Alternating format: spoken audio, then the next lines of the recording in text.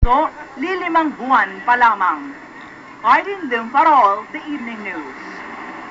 Binuhay na naman ni Pangulong Arroyo ang Lakas-Campi merger para sa 2010, pero ang ibig nga bang sabihin nito ay siguradong may eleksyon sa 2010 o may ibang balak lang ang Pangulo? Yan ang ating number 4 story mula kay Jovi Francisco.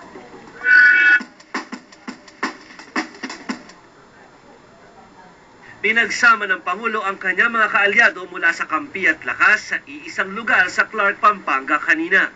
Doon niya ibinigay ang go signal para madaliin ang merger ng dalawang partido upang mapalakas nila ang laban ng administrasyon sa darating na eleksyon. Sa mga pananalitang iyan, tila nasagot na ng Pangulo ang mga tanong na matagal na rin nilang iniiwas-iwasan. Magkakaroon ba ng eleksyon sa 2010 at matatapos na ba ang kanyang liderato? Pero pinatay na nga ba ng administrasyon ng hangarin nilang manatili sa pwesto beyond 2010 sa pamamagitan ng charter change? O paniniguro lang ito ng isang leader na kilalang segurista. To those who cling to power through corruption and deceit and the silencing of dissent, know that you are on the wrong side of history.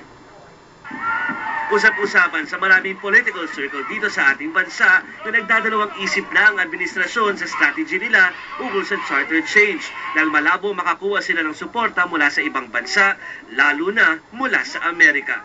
Hindi naman kasi kaila na hindi maituturing na malapit sa isa't isa sina Obama at PGMA kumpara sa mga nagdaang Pangulo ng Amerika.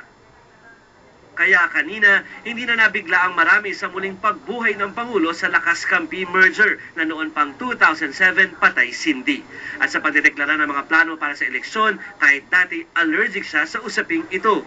Pero ang tanong ngayon ng marami, para sa 2010 elections lang ba ang strengthening of forces o para rin sa mga plano beyond 2010? Maliban kasi sa aminado ang mga taga-Campi at Lakas na may mga iringan sa dalawang partido at malabong magkaroon ng totoong koalisyon na susuporta sa iisang tiket pagdating ng eleksyon, aminado rin sila na wala silang planong pigilan ang charter change. How difficult will it be, sir? How easy would it be? It is not going to be that easy, but neither is it going to be so difficult. Because the principles of this merger are based on 3 words: unity of purpose, solidarity in values, and teamwork in nation building. I have every hope and expectation that all leaders and members of both parties will listen intently to what the President says on this matter. Pero sir, yung kumbaga parang... And hindi lang, it's not only a matter of direction or order coming from the chairman of the coalition. There is every political logic in being able to conclude the merger of Lakas and Campi. At dahil sa ganitong strategiya, ika nga everybody happy.